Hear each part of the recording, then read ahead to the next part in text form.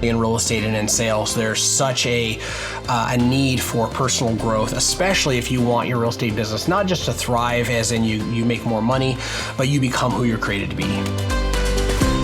Anything that moves to the level of identity becomes so hard to move that it really keeps us from growth.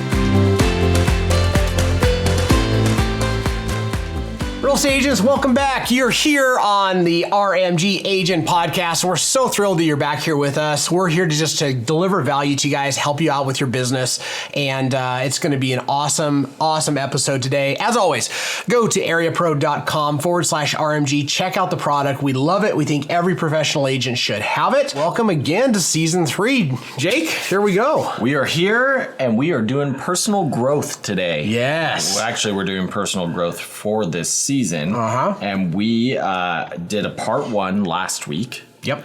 Of what we're calling warning breakthrough may cause discomfort. And we talked about awareness and self-awareness.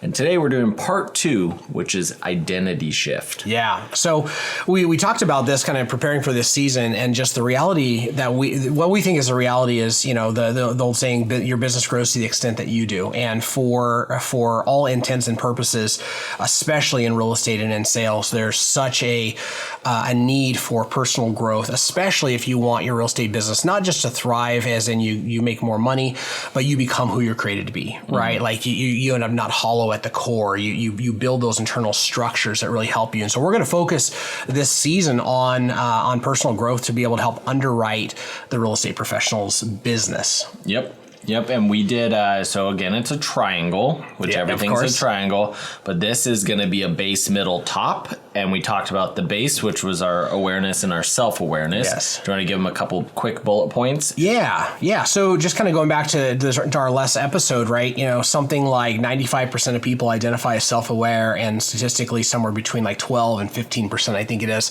our people are actually self-aware. Mm-hmm. And so there's this whole series of really hard things that actually goes into growing awareness. And I've just chosen in my life to identify as not self-aware, right? And it's helpful because if I start from this premise that I'm not aware and there's things that I can do about that, I've found that my growing process is a lot better. And so talking about that of course leads us into going, identifying that way leads us into our second piece of breakthrough, which is actually identity shift. Yeah. So identity shift, and this isn't political, this isn't anything like that. This is going to be identity within your personal growth of your business. Yeah. So I guess to start, and maybe this even is a little bit political, there is maybe an identity crisis that we have in our culture right now. And the thing that happens to us is we can elevate things to the level of identity. We can elevate our behaviors. We can elevate our choices. We can elevate so many things all the way to this level of what we might call a primary identity. And then it really becomes a problem, because if I have a behavior that I need to change, right, that's going to be helpful for my life or helpful for my business, but I have kind of like enshrined that thing and I've put it in concrete and like you can't touch it and you can't talk to me about this, all of a sudden I've moved from any chance of a growth mindset to a very, very fixed mindset. And anything that moves to the level of identity becomes so hard to move that it really keeps us from growth without really, maybe even some substantial, damage being done to us to be able to move us forward. And it's really important, I think, in this space of personal growth that we're careful about elevating things to this level of identity. So we talked about in the pre-planning for this that your identity is getting you your current results. Yes. Yeah. So if you look at your current results, and whether that's the amount of business that you're doing or the amount of time it takes you to do that business, or you're on a leadership path and you constantly are having this problem with breakthrough around growing into becoming a leader, the first one we talked about is self-awareness, right? What am I bringing to the table here that's creating these negative results, and I want to sort that out and just get to reality, right? What is actual reality around this? And so once I move from that and I establish reality, got it, I see it, I'm clear, here's how I'm showing up. The next thing that we need to do is we need to take a look and say, okay, what is my current identity? And not just what's my identity, but what are the different markers, specifically the language and the things that I say that maybe tip my hat to the fact that I have some fixed identity things going on that I need to be able to change if I want to break through or grow. Yeah, so fixed mindset in your identity of the way that you're showing up on a daily basis. Yeah, so there's very few things. I'm very careful with my language around this, and there are very few things that are just really hard, fast, primary identity things. I think in general, that's, I think, a healthy way to live life, because so many other things, I want them to be opportunities for growth. Right. And so we put together a list of just things that they might be what you call identity statements. And they're identity statements that you might feel deeply and you might believe to be true. And the reality, going back to awareness and self-awareness, the reality is that these things might be true in your current experience. But the question is, do they have to be true? Do they have to be your reality? And if the answer is yes, then the conversation's done, right? And if it happens to be something that is holding you back and you hold it with this, like, this has to be true, or this has to be true for me, or this is 100% true, then you're just stuck. Like, this is a checkmate situation, like just tip over the king, walk away from the board, right? But if we operate from this idea of, a growth mindset and being able to challenge these things, then I want to be able to challenge the language, and you can even say the story that I'm telling myself. So some of the things that I hear out of people's mouth very, very frequently are things like, I'm not good on the phone. Right. And then they elevate that, like they bring it to a place like, Jake, I'm not good at the phone. And what they're really saying is, don't talk to me about this. I have made up my mind who I am as somebody who's not good on the phone. Yeah. Right. And it's just concrete. Right. Another one might be, I'm bad at sales. This one drives me crazy. I'm not a morning person. Right.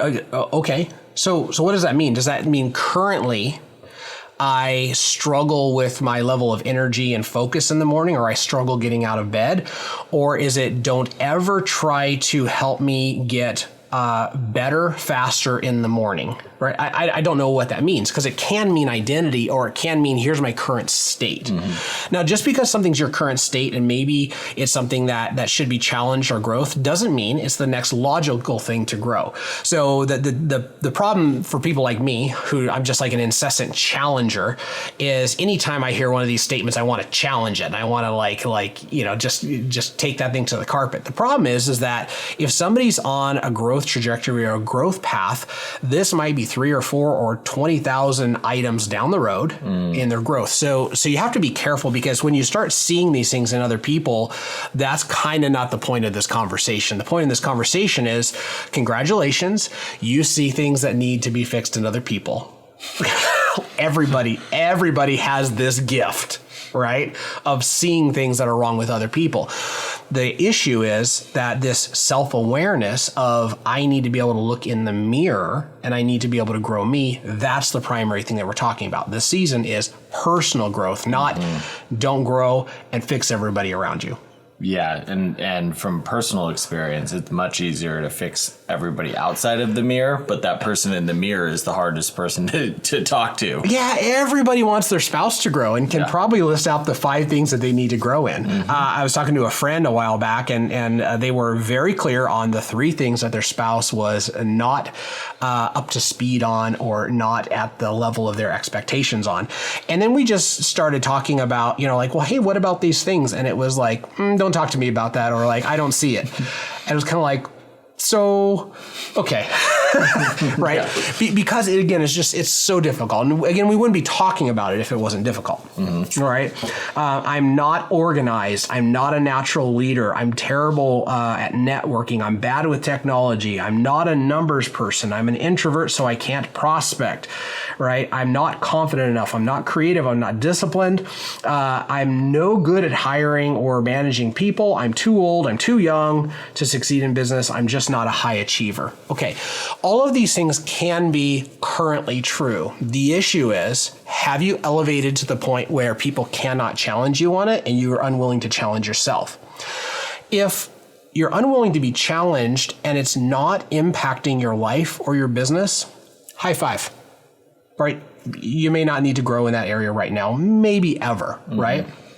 But the issue is, if I'm looking at my business and I'm dissatisfied with my results, or I'm dissatisfied with the amount of time and energy I'm having to put in, now we have to start asking these questions like, hey, is it reasonable to have an identity shift around this particular issue? And I think the answer is yes. Okay, so let's talk about reframing identity. So you've decided that that is not a concrete identity. You need to grow in this area. And we've been telling ourselves, let's say, let's go with the I'm not a morning person one. If we're going to reframe I'm not a morning person, what are we going to do? Yeah, so we start with this idea of if we're going to shift our identity, then my identity is getting me my current results, but I want different results. And so now I need to grow into the person who's going to be able to, over time, get different results.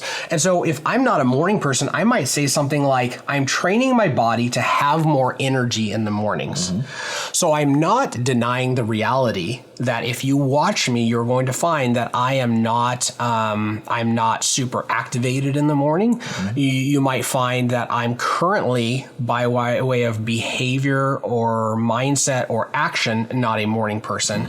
But if I bring that out of identity into behavior, or we would say into the area of skills, now all of a sudden it's not concrete. Now it's wet clay. Right? So I say something like, I'm training my body to have more energy in the morning. So I'm saying, here's where I am. And because I need an identity shift, I am doing something about it. Because conversely, if we look and we elevate this thing to this level of identity, and it's negative and it's impacting me in a negative way, if I can break that down, and I can turn that into wet clay. And then I can say something like, over the course of time and hard work, hard effort, maybe even years, I might say, oh my gosh, Jake, I'm a morning person. I get stuff done. I have so much energy in the morning. Okay. If I re-elevate that up to the point of like a secondary or a tertiary identity, now I'm putting it back in concrete. But what I'm concreting is a really good building block for success in my life. Yeah. Yeah, now mornings can become some of your most effective time during the day. Yes. Because you've gone through that identity shift. Okay, so let's see. Here's a couple other ones. I'm bad on the phone. I'm learning how to have better conversations with practice. Yes, that's amazing. You're bad on the phone. So is everybody that starts that, right? It's funny because, with kids, when our kids were younger, we would start making them call people and reach out to people and learn how to talk. And we realized that especially if kids are going to be more apt to text or things like that they actually didn't have this natural skill set to communicate their needs over the phone. And so this just shows up in these real practical ways, right? Like they don't know how to talk to somebody at the DMV. They don't know how to talk to like school administrators. They don't know how to talk to people. And so it's like, well, I guess you're stuck the rest of your life. You can't communicate with people because you're bad on the phone. Right. Like as a parent, would you ever tell your kid that? Like, sorry, I guess your life's stuck. Like you're doomed to be X. Like, no. It's us as adults that decide that we can now do that without consequence, but it's just not true.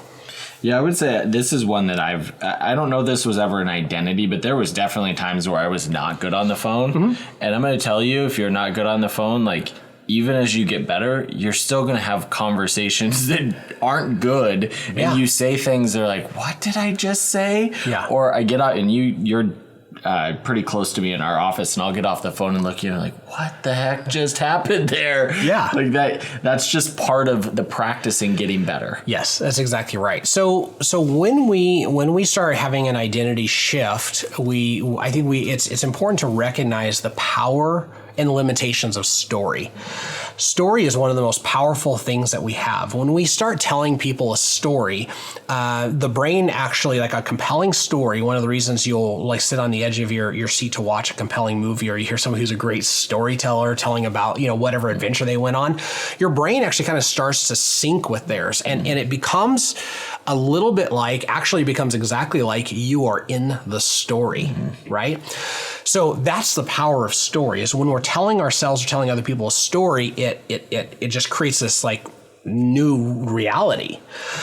The hard thing about story is that when we tell ourselves a story for long enough, that story starts to create realities and emotions that aren't necessarily true, and aren't, like we talked about, like fixed in concrete. And so one of the best ways that we can start making an identity shift is simply to choose to tell a different story. Now, one of the biggest hurdles with this, Jake, is it feels so disingenuous. If all of my life I've been telling people I'm not a morning people, or all of my life I've been telling people like I'm doing okay, as opposed to choosing a different story, then any different story feels like I'm lying. But the problem is the original story isn't true. It's your current reality. It's your current framework. And so this idea sometimes as people is I want to internally feel a certain way. And when I feel a certain way, then I will act out of that. It's awesome. Right? Like that's great. It's a really good process. Like when something happens on the inside of you and then it comes out. We love that. That is just so great and so healthy. But the reality is your internal world and your external world are somewhat hardwired. And so what can also happen is that I can choose external actions, and over time it will rewire my internal stuff, right? So if I am somebody who's going through a really hard time and I'm just like, life's hard, life's hard, life's hard, life's hard, and I keep verbalizing life's hard. Okay, time out. What happens over time is this is hardening, right? And but is life hard? Sure. Right? But welcome to like for everybody, right? Your life might be extremely hard right now compared to what you've experienced, and might be not hard at all compared to somebody else's experience. The issue is that I feel that it's genuine for me to express this externally, but sometimes to my own detriment. I actually am creating this reality for myself that when I wake up in the morning, I go to the office in the morning, I do this stuff, the whole world I see through the lens of like the world's out to get me, or whatever it is that my story is. Right? Because the internal feels that way. And so now I'm projecting that through the external, and then it's hardening and elevating to identity. Right? So I actually have the ability to do this, but I have to get through this feeling of like it's disingenuine. Right? Our story is the genuine thing. Oh, be careful with that. The story's just the story. So if I feel horrible and I feel like, the whole world's out to get me, I feel like life is hard. There's always things that I can find, that are positive, that are encouraging, that are going right, or have the potential to go right. So what happens is when I walk into a situation and life is currently hard, I'm going to choose to fight that clay hardening. I'm going to fight that turning into concrete, because it doesn't help me and it doesn't help anybody else around me. Right? Which kind of goes back to the self-awareness. Like if I'm vomiting on people my story all the time, I'm actually impacting them in a negative way. So I might say something like, life is full of opportunities. Like I'm stoked I get to learn today. Today is another day of growth, right? Like I'm in it today. Like I'm choosing this, and we're saying it. And what happens is we feel disingenuous, maybe a little bit hopeful, a little bit more hopeful. And over the course of time, actually, we rewire the internal from the external, right? Now, this feels like manipulation. Turns out all leadership is actually kind of a kissing cousin with manipulation. It just happens to do with your motives. So if my motive is to go from a place where my identity is fixed and it's not helping me, to my identity being elevated to align with my new goals, I would say, manipulate your insides through your outsides and your outsides through your insides. By the way, this happens all the time, right? So we tell kids, whatever you intake, whatever you input, that's going to affect you, right? Your friend group, all of this stuff. So we already know these external factors start to do this hardwiring. So what we have to take a look at is this idea of personal growth is I would say just a hard fact. And that fact is that I have to be a party to every conversation that I have. Every conversation that I have with another human being, I am a part of, and I'm part of wiring that. Every conversation I have inside of my own head, every conversation that I have with myself, like I'm wiring myself. So if you're hanging out with like the coolest people, the best people, the most encouraging people, they're still only like maybe 10 or 20% of the influence on your life, because then you go away and you're stuck with a conversation with yourself. And my question is always like, are you an abusive friend? Right? Maybe not to your other friends, probably to the person in the mirror. Yeah. Yeah, sometimes that is true. Yeah, right. So what I hear you saying is that if we're wanting to go to the next level in our personal growth, we have to become the person that can handle that next level. Yes. Yeah, we have to become the person that can handle the next level of our growth. And so that's this idea of I'm going to be aware, and I'm going to work on my awareness. And now I'm going to start taking a look at this and saying, what type of identity, what type of conversations does somebody have that's at this next level? And if I look at people who are at the next level of where I want to be, and I just think inherently, this is how they are, this is how they think. Some of them probably. A lot of them have actually just spent lots of years doing repetition to be able to get in that shape. I've seen people like in physical shape that the reality is they just haven't had to work very much in their entire life, and they look like, an Adonis, right? Yeah. I've seen more people that I thought that, and then I heard their stories, and then I saw pictures of them 10 or 20 years ago, and I realized what I'm actually seeing is a tremendous amount of hard work or a tremendous amount of time, right? That's the deal. Probably both. And probably both. Yeah. Yeah. Yeah. So when we're talking about this, we have a model that starts with, the ultimate question is the who you're becoming and who you surround yourself with.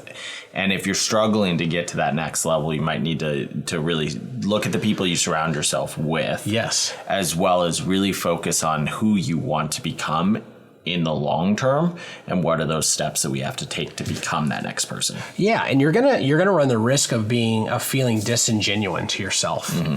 But the people who are at the next level of wherever you're at, they're going to sniff out the language around somebody who is resisting that internally, somebody who is hardened, the old person that they want to be around, their identity.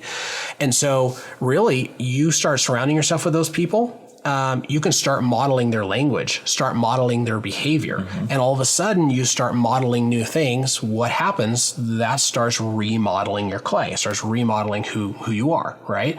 And so the encouragement around this is that you're not fixed, right? The saying is, you're not a tree and you don't have deep roots. If you want to move, get up and move. Right. And this is talking about like your future, right? Mm-hmm. If you are not the person that you want to be right now, then there's things that you can do about it.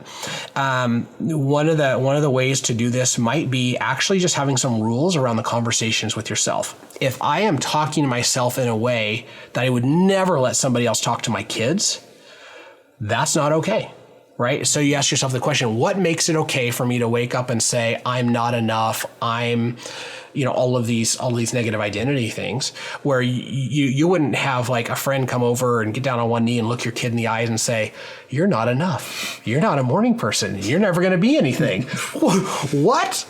Right?